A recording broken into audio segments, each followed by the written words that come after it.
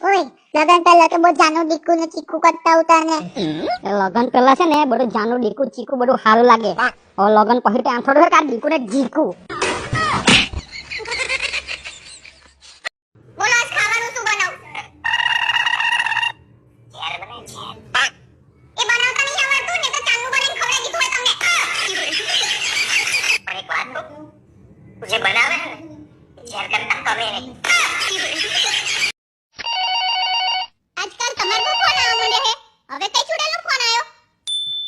હા બોલો સાસુમાં.